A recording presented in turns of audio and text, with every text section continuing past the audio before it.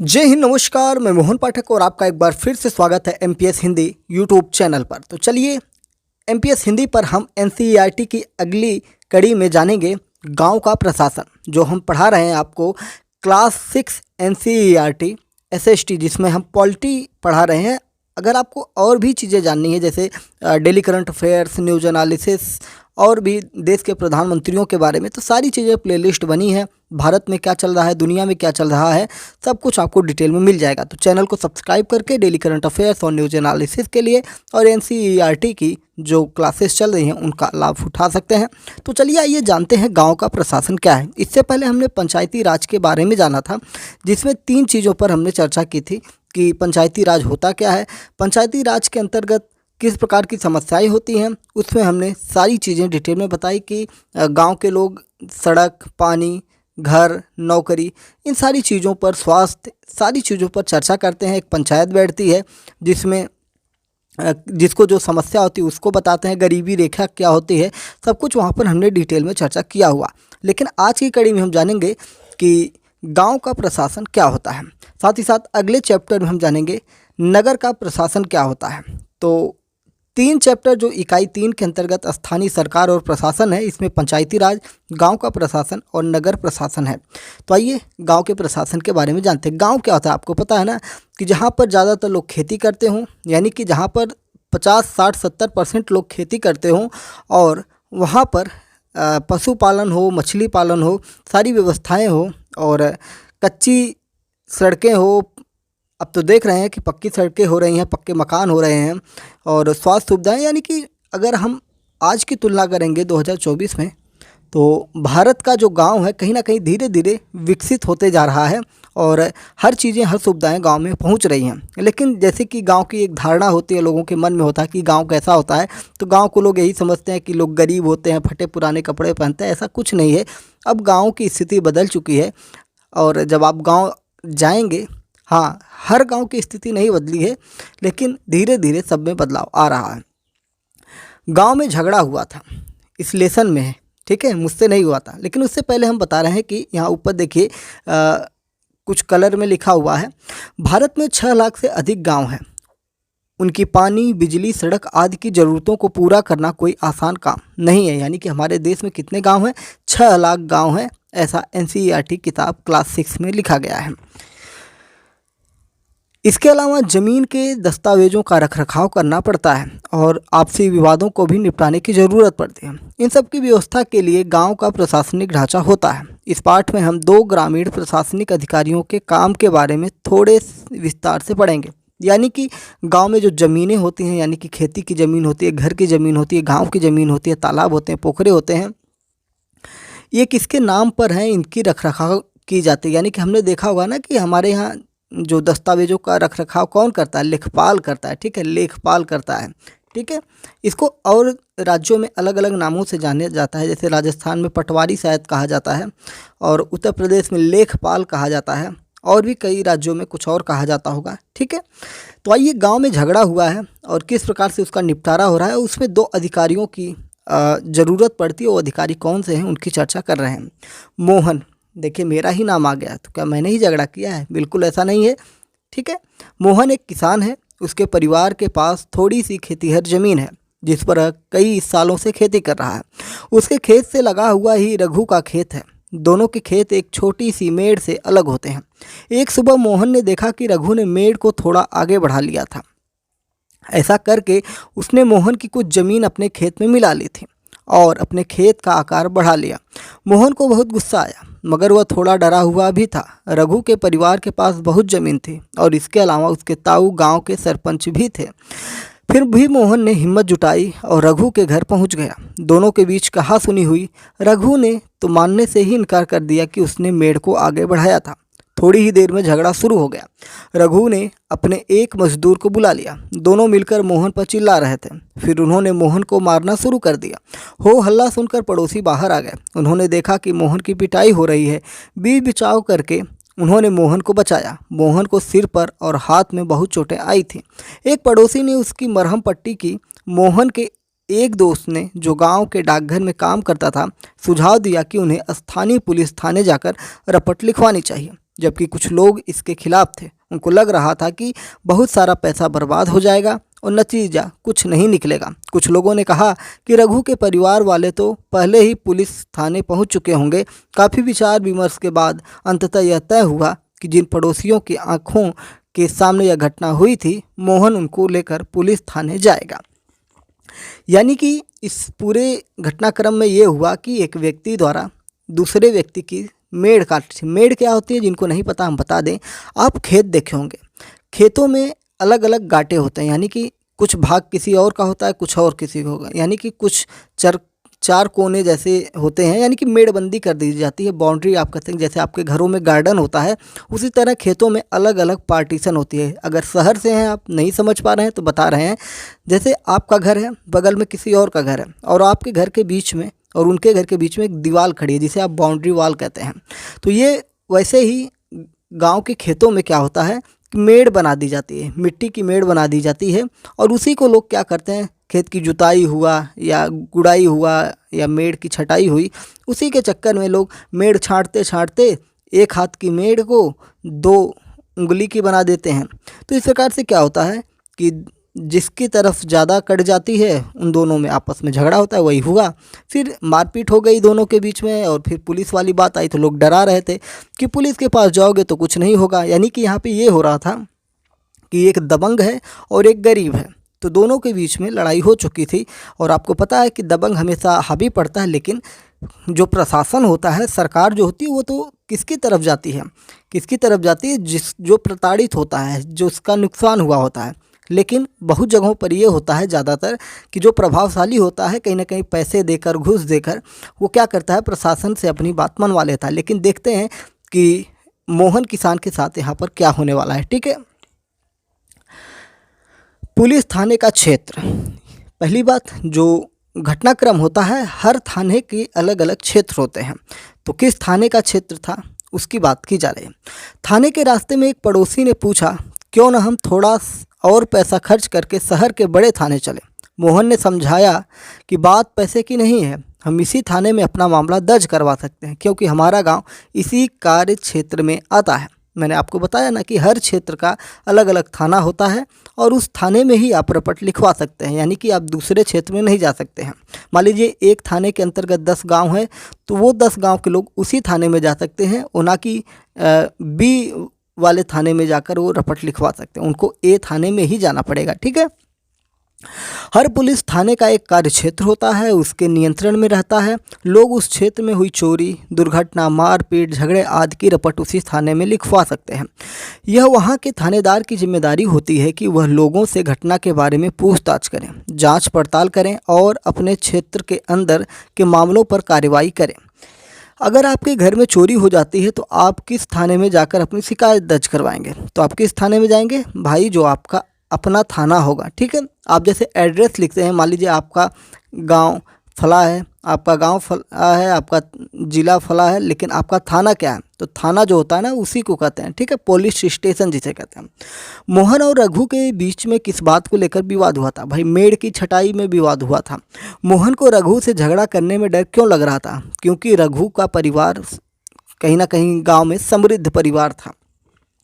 कुछ लोगों ने कहा कि मोहन को पुलिस थाने में मामला दर्ज करवाना चाहिए, जबकि कुछ ने ऐसा करने से मना किया। लोगों ने अपनी राय के लिए क्या क्या तर्क दिए, तो आपने देखा ही कि क्या क्या तर्क दिए। मैंने आपको बताया कि बहुत सारे लोग कह रहे थे कि जो रघु है उसका परिवार समृद्ध है, वो पहले ही थाने जा चुका है।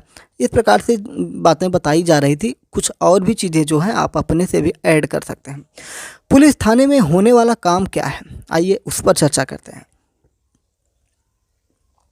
दोनों का झगड़ा हो चुका है, अब पुलिस का मैटर हो चुका है। जब सब लोग पुलिस थाने पहुंचे तो मोहन थानेदार के पास गया और उसे पूरा मामला बताया। उसने यह भी बताया कि वो अपनी शिकायत लिखित रूप में देना चाहता है। थानेदार ने बड़ी बेरुखी से कहा कि उसके पास छोटी छोटी शिकायतों की जांच पड़ताल का समय नहीं है। मोहन अपने घाव भी दिखाए क्योंकि उसको मार पड़ी थी, लेकिन थानेदार पर कोई असर नहीं हुआ। मोहन हैरान था कि उसकी शिकायत आखिर दर्ज क्यों नहीं की जा रही है। मोहन बाहर गया और अपने पड़ोसियों को बुलाकर अंदर ले आया। पड़ोसियों ने थानेदार को समझाया कि मोहन को उनकी आंखों के सामने पीटा गया। अगर वे उसे न बचाते तो उसे बहुत ही गंभीर चोटें आती। उन्होंने मामला दर्ज करने पर जोर दिया। अंततः थानेदार राजी हो गया क्योंकि अब सबूत सामने आ चुका था। उसने मोहन को अपनी शिकायत लिखकर देने को कहा। थानेदार ने वायदा किया कि अगले दिन एक हवलदार घटना की जाँच पड़ताल के लिए उनके घर पहुँचेगा। आपको बता दें कि इसने कहानी के अंतर्गत ये बताया गया है कि वो कह रहा है कि अगले दिन कोई आपके यहाँ पहुँचेगा। लेकिन अगर आप देखते हैं कि आज के समय में क्या है, डायल 100 हुआ, डायल 102 हुआ, न अलग अलग तरीके के हर राज्यों में, हर क्षेत्रों में पुलिस के मोबाइल नंबर या फ़ोन कॉल होते हैं जिसमें आप फ़ोन करेंगे तुरंत पुलिस 10 से 15 मिनट या आधे घंटे के बीच में आपके घर पहुँच जाती है और समस्याओं का निपटारा करवा लेती है। ठीक है, राजस्व विभाग का काम क्या होता है उस पर भी हम चर्चा करने वाले हैं। ठीक है, पुलिस थाने में जो भी हुआ उसे एक नाटक के रूप में दिखाइए। फिर यह बताइए कि मोहन थानेदार या पड़ोसियों की भूमिका निभाते हुए आपको कैसा लगा। क्या थानेदार इस स्थिति को किसी अन्य तरीके से संभाल सकता था? यानी कि अब आपको नाटक करके इसको दिखाना है तो आप अपने दोस्तों के साथ इसका एक तरह से मंचन कर सकते हैं। कहीं बड़े मंच पर नहीं जाना है, आप आपस में ही कर सकते हैं। ठीक है, 2-3 लोग मिलकर कोई थानेदार बन जाए, कोई मोहन बन जाए, कोई रघु बन जाए, कोई पड़ोसी बन जाए। इस प्रकार से देखिए, नाटक करते समय पिटाई अच्छे से मत करिएगा। ठीक है, तो सिर्फ नाटक ही करना है, अच्छे से पता चले कि आप मोहन की पिटाई कर दें। राजस्व विभाग का काम क्या होता है? राजस्व क्या होता है? तो आपने पढ़ा कि मोहन और रघु में खेत की मेड़ को लेकर जबरदस्त लड़ाई हुई। क्या ऐसा कोई तरीका नहीं था जिससे वह मामला शांतिपूर्ण सुलझा लेते? क्या कोई ऐसे अभिलेख यानी रिकॉर्ड होते हैं जिनसे यह पता चल जाए कि गांव में किसके पास कौन सी ज़मीन है? चलिए पता करते हैं कि यह कैसे किया जाता है। यानी कि भाई ज़मीन है, मेड़ बंधी हुई है, तो भाई किसी के पास तो इसके कागज़ होंगे। कोई सरकारी अधिकारी ऐसा होगा जिसको इन सारी चीज़ों की जानकारी होगी, तो जिनसे यह पता चल जाए कि किसके पास कौन सी ज़मीन है, सारा मामला ही सुलझ जाएगा। तो ज़मीन को नापना और उसका रिकॉर्ड रखना पटवारी का मुख्य काम होता है। तो हमने बताया ना कि लेखपाल या पटवारी के नाम से जाना जाता है। अलग अलग राज्यों में इसे अलग अलग नाम से जाना जाता है। कहीं पटवारी, कहीं लेखपाल, कहीं कर्मचारी, कहीं ग्रामीण अधिकारी, तो कहीं कानूनगो कहते हैं। तो फिर से सुन लीजिएगा, पटवारी, लेखपाल, कर्मचारी, ग्रामीण अधिकारी या कानूनगो कहते हैं। तो इसके कई नाम हो गए, पटवारी, लेखपाल, कर्मचारी, ग्रामीण अधिकारी, कानूनगो। ठीक है, कई बार मैंने दोहराया, अब आपको याद हो गया होगा। हम यहाँ ज़मीन का लेखा जोखा रखने वाले कर्मचारी के लिए पटवारी शब्द का इस्तेमाल कर रहे हैं। यानी कि इस चैप्टर में, इस लेसन में पटवारी कहा जाएगा या लेखपाल आप कह सकते हैं। तो हम पटवारी शब्द का ही यूज करेंगे। ठीक है, प्रत्येक पटवारी कुछ गाँव के लिए जिम्मेदार होता है। अगले पृष्ठ पर दिए गए नक्शे और उसके अनुसार बने खसरे यानी रजिस्टर के विवरण को देखिएगा। यह पटवारी द्वारा रखा गया गांव के लोगों की ज़मीन के रिकॉर्ड का एक हिस्सा है। तो अभी मैं आपको अगले पृष्ठ को दिखाता हूं। ठीक है, आमतौर पर पटवारियों के पास खेत नापने के अलग अलग तरीके होते हैं। कई जगहों पर वह एक लंबी लोहे की जंजीर का इस्तेमाल करते हैं। इसे जरीब कहते हैं। यानी कि जिस लोहे की जंजीर से ये नापते हैं, ज़मीन की पैमाइश करते हैं, उसका एक पैमाना होता है। उसे क्या कहते हैं? जो लोहे की रस्सी होती है या लोहे का जो एक तरह से जंजीर होती है, उसे हम क्या कहते हैं? जरीब कहते हैं। ठीक है, ऊपर दी गई कहानी में पटवारी मोहन और रघु के खेतों को नापकर यह देख सकता था कि वह गांव के नक्शे से मेल खाता है कि नहीं। अगर वह नक्शे से मेल नहीं खाता तो उसको पता चल जाता कि मेड़ खिसक का कर खेती की सीमा बदल दी गई है। पटवारी किसानों से भूमि कर भी इकट्ठा करता है और सरकार को अपने क्षेत्र में उगने वाली फसलों के बारे में जानकारी देता है।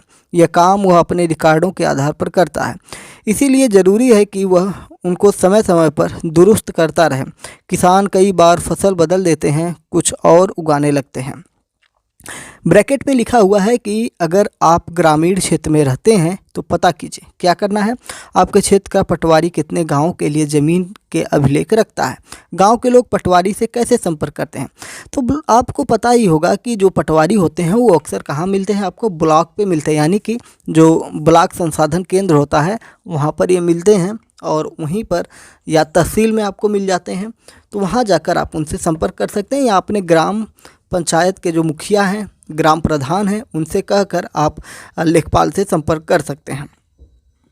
आपको पता है कि लेखपाल और भी कई सारे कार्यों को करता है, जैसे प्रमाण पत्र बनवाना हो आपको, जाति प्रमाण पत्र, आपकी आर्थिक स्थिति क्या है उसका प्रमाण पत्र हुआ, इन सारी चीज़ों का लेखा जोखा उसी के, क्योंकि वो आपके ज़मीन के भूभाग को देखता है, फिर आपकी जांच करता है, उसके हिसाब से आपकी जाति, आपका जो आय स्रोत होता है, उन सारी चीज़ों के हिसाब से वो आपके प्रमाण पत्र बनाता है। साथ ही साथ EWS जो आजकल इकोनॉमिक वीकर सेक्शन आ जाया हुआ है, जो भी आरक्षण के प्रावधान में आता है सवर्ण समाज के लिए, गरीब सवर्ण जो होते हैं, ठीक है, उनके लिए भी जो व्यवस्था है उसके अनुसार भी ये पटवारी उसमें कार्य करता है। तो चलिए आगे देखते हैं। यहाँ पर चित्र आप देख रहे होंगे कि खसरा 5 लिखा हुआ है। ये एक तरह का एक कागजी कार्रवाई की गई है। इसमें आप देखेंगे तो ज़मीन मालिक का नाम, पिता पति का नाम और पता, इस प्रकार से चीज़ें लिखी हुई हैं। पूरा डाटा इसमें लिखा हुआ है। और यहाँ पे मोहन का जो नाम है, मोहन वल्द राजा राम, गांव अमरापुर, ज़मीन का मालिक। और उसके नीचे लिखा हुआ है कि रघु राम वल्द रतन लाल, गांव अमरापुरा, ज़मीन का मालिक, यानी कि दोनों एक ही गांव के रहने वाले हैं, ठीक है। और इसमें चीज़ें लिखी गई हैं। एक का 0.75 हेक्टेयर है, सोयाबीन की खेती की गई है मोहन के खेत में, वहीं रघुराम के खेत में अगर देखा जाए तो गेहूं की खेती की गई है, ठीक है। तो इस प्रकार से ये चार्ट आप देखकर अंदाज़ा लगा सकते हैं, ठीक है। चलें आगे बढ़ते हैं, देखते हैं क्या लिखा गया। खसरा कहलाने वाला इस रिकॉर्ड में पटवारी ने नीचे दिए गए ज़मीन के नक्शे के मुताबिक सूचनाएं भरी हैं। इससे पता चलता है कि ज़मीन का कौन सा टुकड़ा किसके नाम है। इस रिकॉर्ड और नक्शे को देखिए तथा मोहन और रघु की ज़मीन से संबंधित सवालों का जवाब दीजिए। मोहन के खेत के दक्षिण में जो ज़मीन है वह किसकी है? रघु और मोहन की ज़मीन के बीच की सीमा पर निशान लगाएगी। खेत संख्या 3 को कौन इस्तेमाल कर सकता है? खेत संख्या 2 और 3 से संबंधित क्या क्या हमें जानकारी मिलती है? इन सारी चीज़ों की बातें की गई है। यानी कि ये जो पूरी तरह से जो आप चित्र देख रहे हैं, ये चित्र क्या है, इसे खसरा कहते हैं। एक तरह से इसको आप अपनी ज़मीन का ब्यौरा समझ सकते हैं, ठीक है। अच्छा, इस खसरे की एक खासियत और मैं आपको बताता हूँ। आजकल जैसे गांव में लोग ले जाकर सरकारी संसाधन केंद्र पर अपने अनाजों को बेचते हैं MSP पर, मिनिमम जो प्राइस होती है उसके अनुसार बेचते हैं, तो उसके लिए भी इस खसरे की आवश्यकता पड़ती है, ठीक है। आइए, किसानों को अक्सर अपने खेत के नक्शे और रिकॉर्ड की ज़रूरत पड़ती है। इसके लिए उनको कुछ शुल्क देना पड़ता है। किसानों को इसकी नकल पाने का अधिकार है, हालांकि कई बार उनको ये रिकॉर्ड आसानी से नहीं मिलते। लोगों को इसको हासिल करने में कई मुश्किलों का सामना करना पड़ता है। कई राज्यों में ये सारे रिकॉर्ड कंप्यूटर में डालकर पंचायत के दफ्तर में रख दिए गए हैं, ताकि वे आसानी से लोगों को उपलब्ध हो सकें और नई सूचनाओं के अनुसार नियमित रूप से दुरुस्त होते रहें। आपको क्या लगता है कि किसानों को इस रिकॉर्ड की ज़रूरत कब पड़ती होगी? नीचे दी गई स्थितियों को पढ़िए और उन मामलों को पहचानिए जिनमें ज़मीन के रिकॉर्ड अनिवार्य होते हैं। यह भी बताइए कि वे किसके लिए ज़रूरी हैं। एक किसान दूसरे किसान से ज़मीन खरीदना चाहता है, तब भी ज़रूरत होती है, सही बात है। एक किसान अपनी फसल दूसरे को बेचना चाहता है, बिल्कुल। अगर सरकार को बेचेगा तो वहाँ पर इसकी ज़रूरत पड़ेगी, क्योंकि सरकार उसकी ज़मीन के हिसाब से अनाज खरीदेगी और फिर पैसा उसके अकाउंट में ट्रांसफ़र कर देगी। एक किसान को अपनी ज़मीन में कुआं खोदने के लिए बैंक से कर्ज चाहिए, तब भी लगेगा, क्योंकि किसकी ज़मीन में खोद रहे हो तो उसके लिए आपके पास ये होना ज़रूरी है। एक किसान अपने खेत के लिए खाद खरीदना चाहता है, ठीक है। जब आप सरकार से खरीदेंगे तो वहाँ भी आपको दिखाना होगा। एक किसान अपनी ज़मीन अपने बेटे एवं बेटियों में बांटना चाहता है, तब भी वहाँ इसकी ज़रूरत होगी।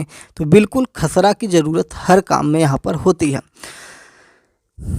यहाँ पे आगे क्या लिखा है इसकी हम चर्चा करने वाले हैं, ठीक है। या कोई कहीं कुआं खोद लेता है, इन सब का हिसाब रखना सरकार के राजस्व विभाग का काम होता है। इस विभाग के वरिष्ठ लोग इस काम का निरीक्षण करते हैं। भारत में सभी राज्य जिलों में बटे हुए हैं। ज़मीनों से जुड़े मामलों की व्यवस्था के लिए इन जिलों को और भी छोटे खंडों में बांट दिया जाता है। जिले के उपखंडों को कई नामों से जाना जाता है, जैसे तहसील, तालुका इत्यादि। सबसे ऊपर जिला अधिकारी होता है और उसके नीचे तहसीलदार होते हैं। उन्हें विभिन्न मामलों को निपटाना होता है। वे पटवारी के काम का निरीक्षण करते हैं और यह सुनिश्चित करते हैं कि रिकॉर्ड सही ढंग से रखे जाएं और राजस्व विभिन्न तरह के कर इकट्ठा होता रहे। वे यह भी देखते हैं कि किसानों को अपने रिकॉर्ड की नकल आसानी से मिल जाए। वे विद्यार्थियों को ज़रूरत पड़ने पर जाति प्रमाण पत्र आदि भी जारी करते हैं। तहसीलदार के दफ्तर में ज़मीन से जुड़े विवाद के मामले सुने जाते हैं। एक नया कानून, हिंदू अधिनियम धारा 2005। तो आइए जानते हैं कि हिंदू अधिनियम धारा 2005 क्या है। जब हम उन किसानों के बारे में सोचते हैं जिनके पास ज़मीन है तो आमतौर पर हमारे ध्यान में पुरुष होते हैं। महिलाओं की हैसियत खेतों में काम में एक मददगार भर की मानी जाती है। उनके बारे में ज़मीन के मालिक के रूप में कहीं नहीं सोचा जाता। अभी तक कई राज्यों में हिंदू औरतों को परिवार की ज़मीन में हिस्सा नहीं मिलता था। पिता की मृत्यु के बाद ज़मीन बेटों में बांट दी जाती थी। हाल ही में यह कानून बदल गया। नए कानून के मुताबिक हिंदू परिवारों में बेटों, बेटियों और उनकी मां को ज़मीन में बराबर हिस्सा मिलता है। यह कानून सभी राज्यों और केंद्र शासित प्रदेशों में भी लागू होगा। इस कानून से बड़ी संख्या में औरतों को फ़ायदा होगा। उदाहरण के लिए सुधा एक खेतिहर परिवार की सबसे बड़ी बेटी है। वह शादीशुदा है और पास के गांव में रहती है। यानी कि ये जो कहा जा रहा है हिंदू अधिनियम धारा 2005, ध्यान में रखिएगा कब आया था, 2005 में आया था हिंदू अधिनियम धारा। इसके अंतर्गत ये है कि मान लीजिए एक पिता है, माँ है, उसके 2 बच्चे हैं, एक बेटा है, एक बेटी है, और उसके पास 4 बीघे ज़मीन है। मान लीजिए पिता नहीं रहे तो वो जो 4 बीघे ज़मीन है, उस 4 बीघे ज़मीन को माँ, बेटा और बेटी तीनों को बराबर बराबर मिलेगा। और 2005 हिंदू अधिनियम धारा से पहले ये सिर्फ किसको मिल जाता था, बेटे को मिल जाता था। ठीक है, तो अब क्या होता है कि अब बेटों को नहीं, बेटियों को भी मिलेगा। ठीक है, और माँ को भी मिलेगा। इससे क्या होता था, पहले इससे बहुत सारी बुराइयां होती थी। अगर पिता मर जाते थे तो बहुत सारे ऐसे नालायक बेटे होते थे जो सारी ज़मीनें हड़प लेते थे और माँ हुआ, बहन हुई, सब एक तरह से अनाथ हो जाते थे। तो इसलिए सरकार ने ये नए कानून बनाए। इसमें बताया गया है कि वह शादीशुदा और पास के गांव में रहती है। कौन? जो एक लड़की है जिसका नाम सुधा है। अपने पिता की मृत्यु के बाद सुधा अक्सर खेती के काम में मां का हाथ बटाने आती है। उसकी मां ने पटवारी से कहा कि ज़मीन पर अब बेटे के साथ साथ उसका और दोनों बेटियों का नाम भी रिकॉर्ड में आ जाए। सुधा की मां बड़े आत्मविश्वास के साथ छोटे बेटे और बेटी की मदद से खेती का काम संभालती है। सुधा भी इसी निश्चिंता में जी रही है कि ज़रूरत पड़ने पर वह अपने हिस्से की ज़मीन से काम चला सकती है। ठीक है, ऊपर देखिए चित्र बने हैं और एक कविता लिखी गई है। इस कविता को हम देखते हैं। ये स्रोत जो है reflection on my family, Anjali Monteiro TISS, Mumbai. ठीक है, तो ये कविता क्या है देखिए। एक बिटिया की चाह, विरासत में मिला यह घर पापा को अपने पिता से, यही घर मिलेगा मेरे भैया को मेरे पिता से, पर मैं और मेरी माँ हमारा क्या, बता दिया गया है मुझे पिता के घर में हिस्से की बात, औरतें नहीं किया करते, लेकिन मुझे चाहिए एक घर अपना, बिल्कुल मेरा अपना, नहीं चाहिए दहेज में रेशम और सोना। यानी कि बहन जो है या एक बिटिया है वो कहती है कि मुझे भी मेरा अपना घर चाहिए। ठीक है, भले ही आप मुझे दहेज मत दीजिए, रेशम मत दीजिए, सोना मत दीजिए, लेकिन मुझे एक मेरा घर दीजिए। कहीं ना कहीं ये ज़रूरी भी था और बेटियों को भी उनके अधिकार मिलने चाहिए। फिर नीचे देखते हैं अन्य सार्वजनिक सेवाएं, यानी कि एक सर्वेक्षण। इसमें एक सर्वेक्षण की रिपोर्ट है, उसको हम जानने की कोशिश करते हैं। इस पाठ में हमने सरकार के कुछ प्रशासनिक कार्यों के बारे में पढ़ा, खासकर ग्रामीण क्षेत्र के संदर्भ में। पहला उदाहरण कानून व्यवस्था बनाए रखने के बारे में था और दूसरा जमीन के अभिलेखों की व्यवस्था के बारे में। पहले मामले में हमने पुलिस की भूमिका का परीक्षण किया और दूसरे में पटवारी की भूमिका का। इनके काम का विभाग के अन्य लोगों द्वारा निरीक्षण किया जाता है, जैसे पुलिस अधीक्षक या तहसीलदार। ठीक है, पुलिस अधीक्षक या तहसीलदार। हमने यह भी देखा कि लोग कैसे इन सुविधाओं का इस्तेमाल करते हैं और उन्हें किस तरह की समस्याएं आती हैं। इन सेवाओं का उपयोग कानूनों या कानूनों के अनुसार होना चाहिए।